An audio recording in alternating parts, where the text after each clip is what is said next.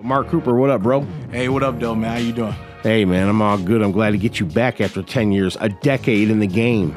It's been a minute. How long were you in the game when you came in last? You know what I'm saying? Like, when you came in here in whatever year it was, what were you doing up to that point?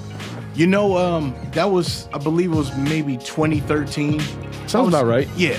I was at that point where, I was thinking about, I was doing a lot of hip-hop projects where I was making entire albums and producing everything.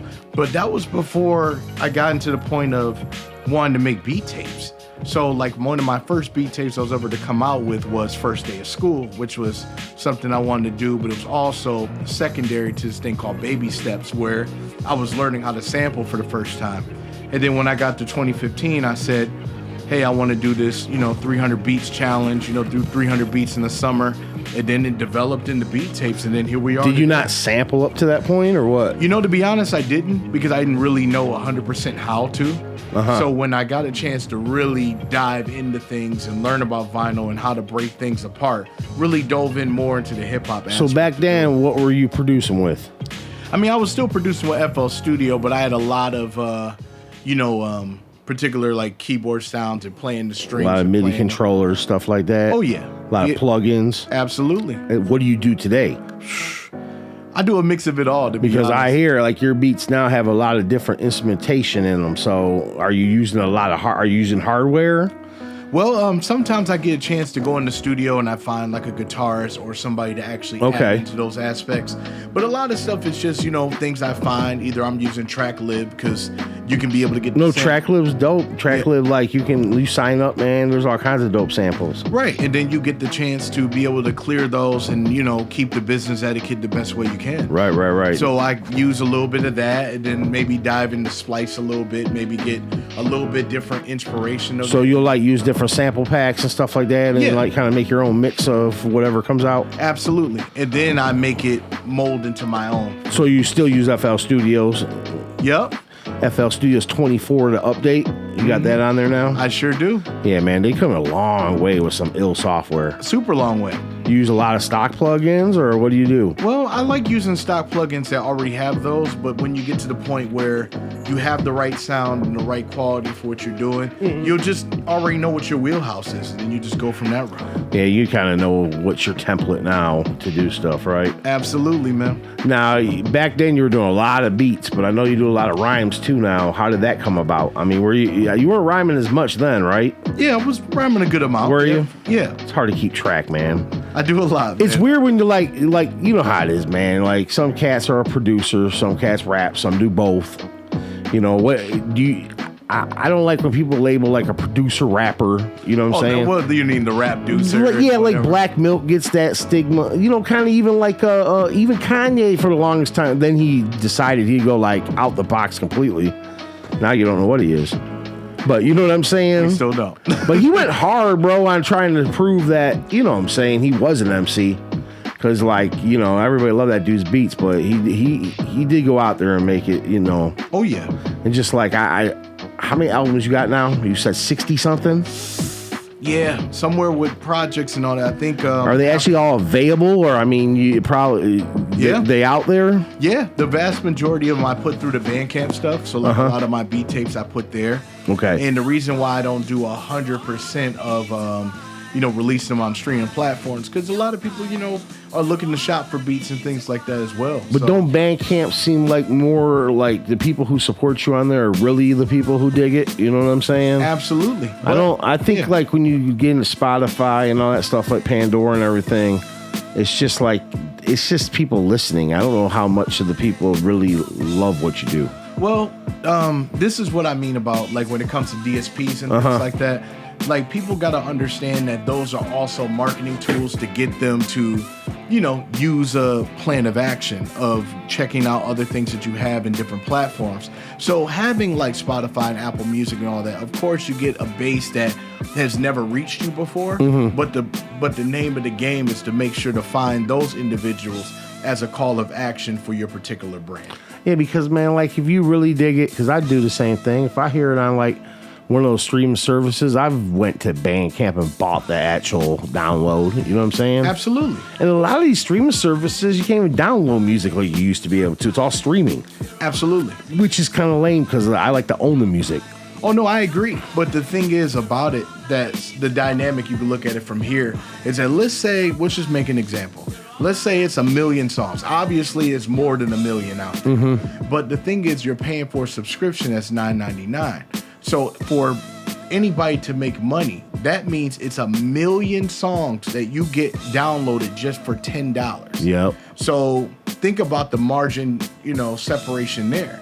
So they'll have the streaming platforms to be able to provide a service and say, hey, I'm going to let you can pay $10 and listen to anything that you ever dreamed or imagined in a matter of a couple seconds. Now, as artists, it's good that we have that platform. It would be great to be able to pay more from it because, it's our artistry.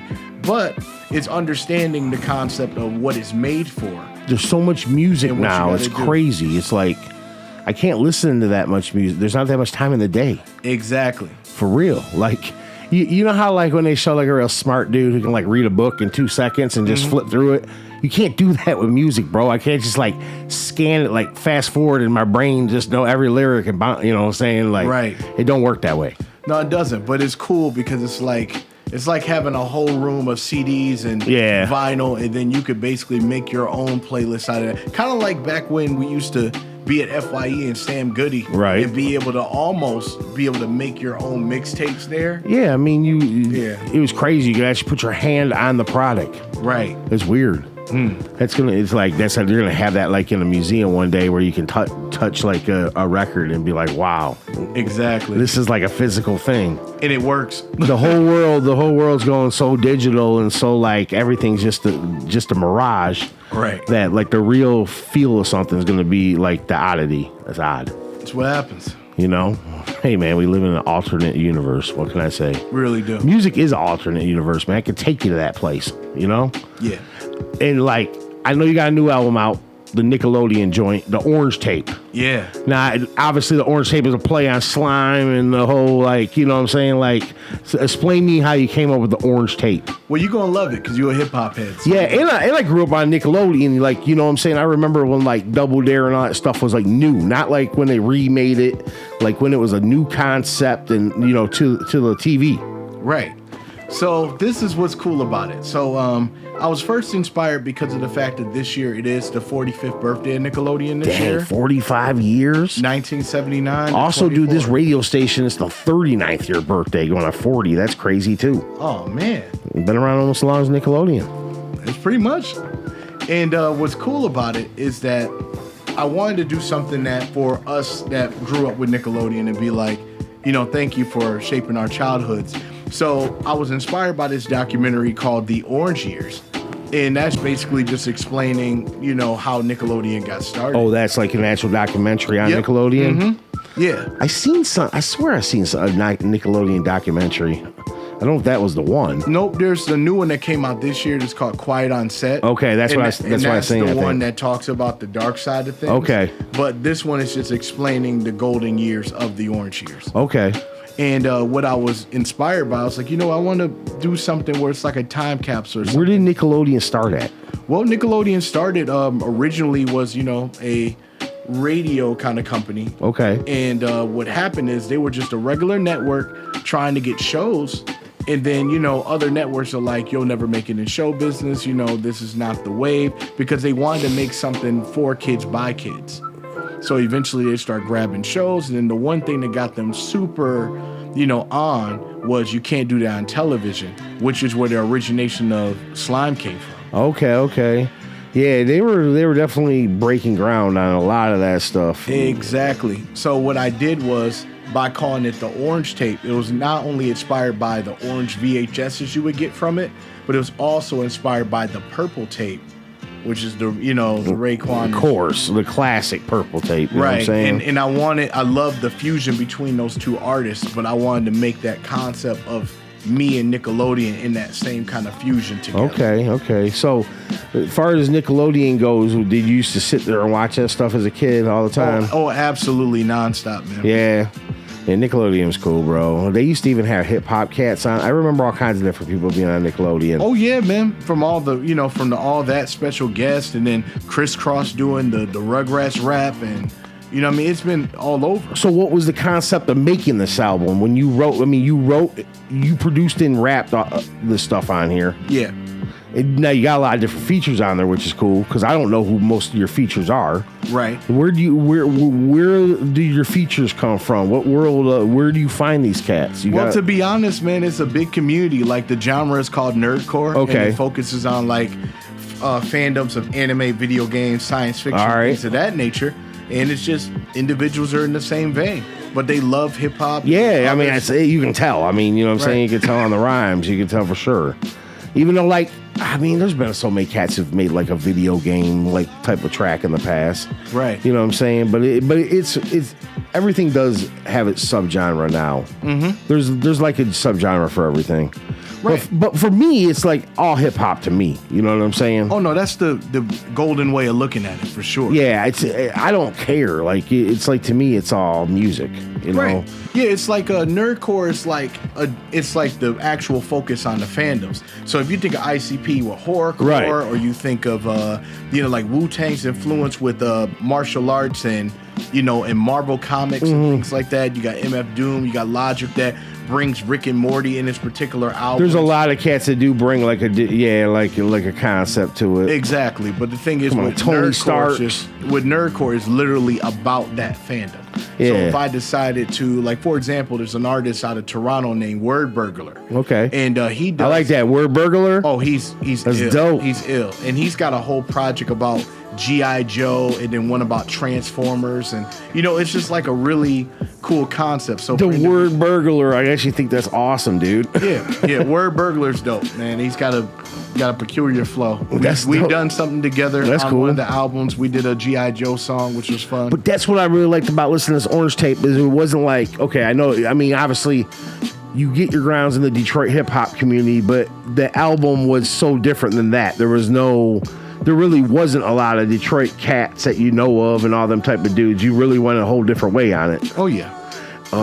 So is Nickelodeon behind this thing? Have you had like a lot of cats from the fan base of Nickelodeon, or tell me what the deal is with it? You're gonna love this conversation. So originally I did as a Kickstarter. I've never done a Kickstarter in my life before, and I was just like, okay, I'm gonna go for it. And then it got funded, within 21 days of the 30, which I was like, oh my God. And it wasn't like my parents secretly put money in or nothing like that. They didn't even get a chance to. And that's the funny thing about it. So what I did was once that was done, there's a con that's actually coming up that's called SplatCon. Where's that at? That's going to be in LA in a couple weeks. And you're going to be there? And I'm going to be performing, headlining there. That's sweet. So, a lot of the people who are behind it, like there's Omar So what's a Gooding. nerd crowd like, bro? Like a nerdcore crowd, do they do anything different than... I mean, they love music just they vibe the same way, right? They vibe the same way. I do a lot of I forget, it's been so long since we chatted. Over time, I've been doing a lot of different Comic-Cons and traveling different states. I see you on a lot of those Comic-Cons, man, because I know you're doing the Green Ranger. Yeah. Which I got to ask you, how do you become a Green Ranger? Well, to be honest, I got casted for it, so I'm officially casted. You didn't get to pick your color, right? They were just like, you're the Green Ranger.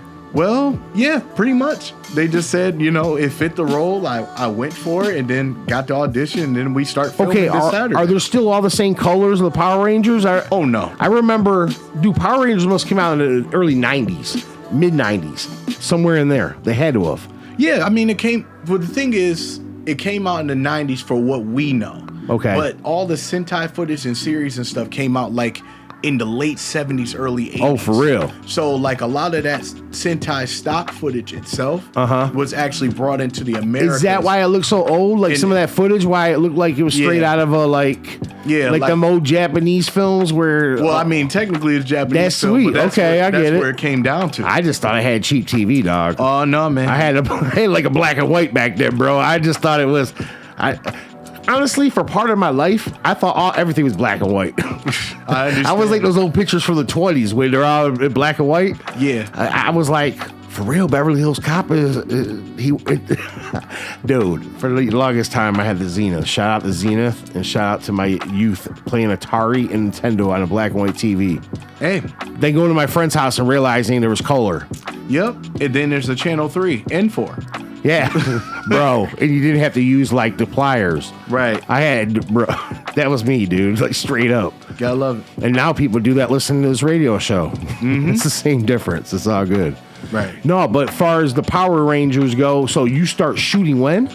We start shooting Saturday. Where do you shoot at? Where's this going? We're shooting here. In Detroit? Mm-hmm.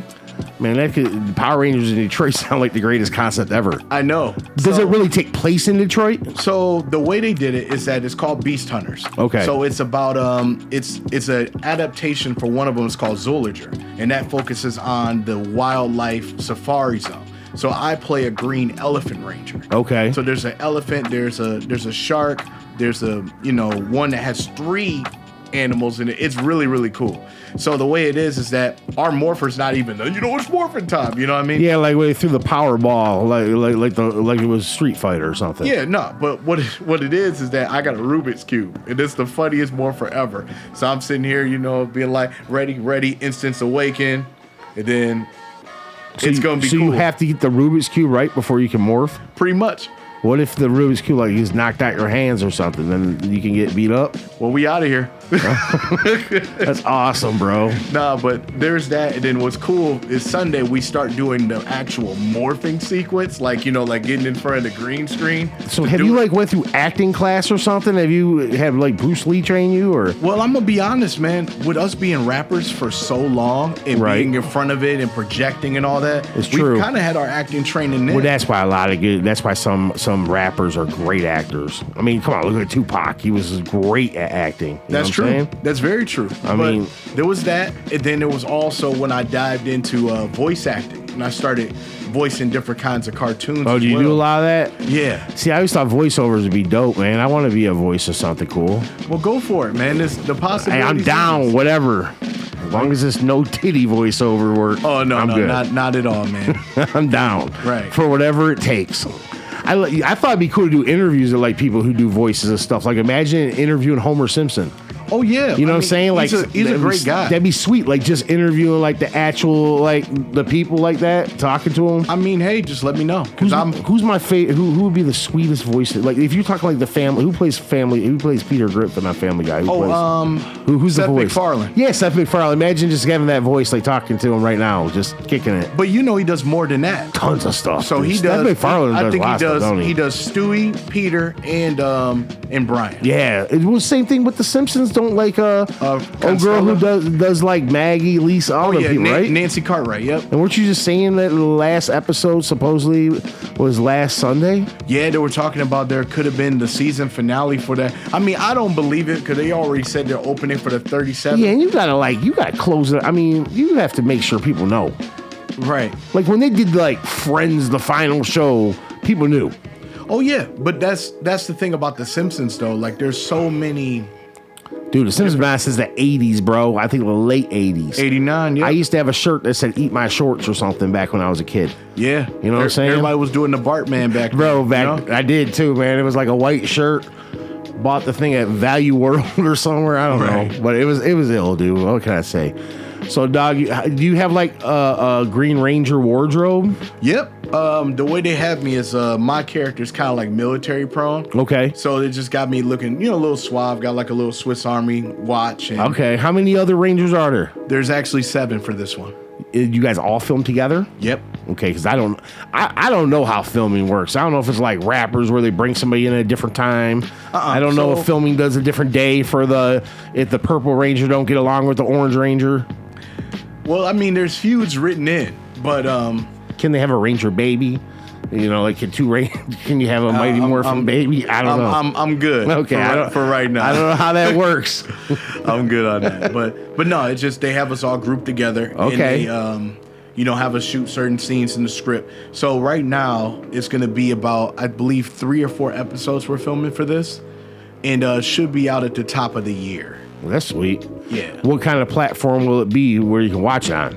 Well, it's going to be a pilot. So the first thing is going to be for YouTube. It'll be It could be on other platforms later. It just really depends if the. But now YouTube is like so big that you could drop something on YouTube and get as many viewers as. Absolutely. It's probably when The Sopranos came out on HBO. Yeah, and that's the thing how Cobra Kai got to be as popular as it was because it came on YouTube. And it is because it did come on YouTube. I didn't pay a lot of attention to it on YouTube, but then I watched it live on YouTube, and it got bigger. Then Netflix picked it up, and it got really big. Yeah. Yeah, the same thing. That's how it kind of works now, huh? That's all it takes, man. Because network TV's don't even matter anymore. Not as much as it What used channel to. did the Power Rangers come on? What did I used it to came watch on Fox. It was on Fox? Is that what it was on? Mm-hmm. That's probably why I got it, because I think I got channel 2. So, or channel 50, whichever one with Fox was at the time. Fox. Just depend where you lived, I guess. It wasn't like how it is now. There's 3,000 subscription services to watch anything. Absolutely. I can't keep up with them all, bro. That's why I like things like Tubi sometimes. Right. Because when you go on there, I mean, of course, we already know about the B or C rated movies, but I was able to find like Ultra Force and Mighty Max and all these older cartoons that we used to watch. Because they're actually on there, because somebody put them on there, huh? Yep. How does that work? Does they still get licensed on there? No, they still get license and royalties on there for sure, but a lot of networks, once they get to a certain time, a period, they'll be like, okay, we can sell you the rights to this. It's kind of like the trademark situation. Have you got a lot of your beats like in video games and stuff like that? Yeah. Yeah, that's how a lot of people found out about a lot of hip hop. Like a lot of the younger generation out there is when all them video games start putting like music in them.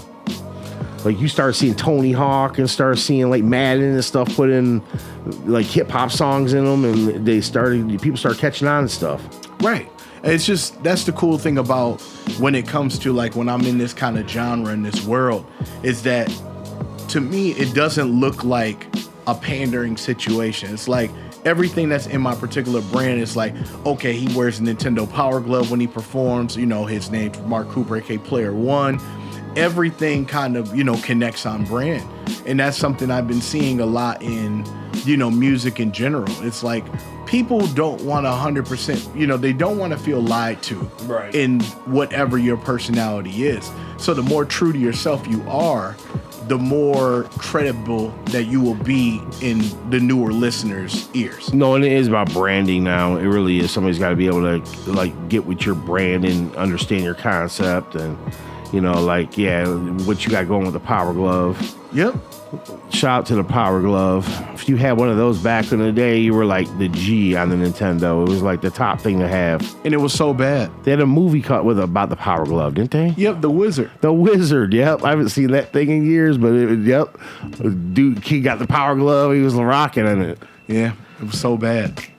Dude, back then that movie was like the kid had to like get halfway across the country to go to a Nintendo tournament and play like Super Mario. Yes. And everybody at home knew they could beat the kid. We all did. We are like, man, we should have been in that movie. Right. Every time. That's why, you know what my movie is? I like is Pixels. Me and my kids watch it all the time, bro. Oh, yeah. I like how they gotta go back and fight like Gallagher and the Pac-Man. Pac-Man eats my man's hand and they're mad. Pac-Man turned bad. Mm-hmm. It was awesome, bro. That movie's good. Adam Sandler actually made a good movie of that one. Man. All right, let's do some music by you, bro. Let's get something that's off of the orange tape.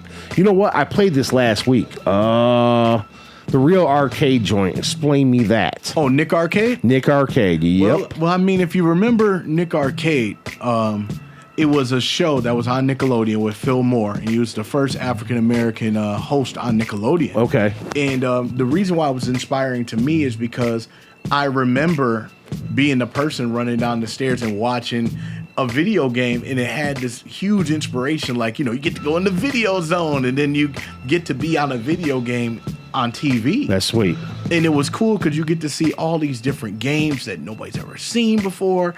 And you know what I mean? Like, that's like Sonic 2 got shown on there, and everybody was super excited. They were breaking games. They were breaking games. I miss those days, man, when you just could break music, break games, break whatever, dude. Oh, yeah, it was an incredible experience. So when I got a chance to do a holiday show, they did a live Nick Arcade in Columbus, Ohio for a show. Okay. And I got a chance to perform the song while Phil Moore was there with the host. And then he lost it. And then, possibilities were endless then. And that's why I said, well, I haven't told anybody yet, but I thought about making a Nickelodeon project called The Orange Tape. And I didn't think about a, Kickstarter at that time. That was like a year and a half, 2 years before I even decided to do it. And that's just kind of how I am when it comes to building albums and things like that. I take time before I even start those, or I just continue working on those. I'll be like, okay, I can begin this and I can go from here. These are my ideas. And then I feel like with experience over time, I would be at the level that I want to be to make this project. So it's kind of like going to the gym and just knowing that once you get that ideal weight, this is what I'm going to do. And that's then when you start painting the picture, it just starts flowing. Absolutely. Yep. But no, you gotta plan this stuff, man. It's strategic in the game now. So every time. All right, let's get into it. Let's do Nick Arcade, man. This joint is dope.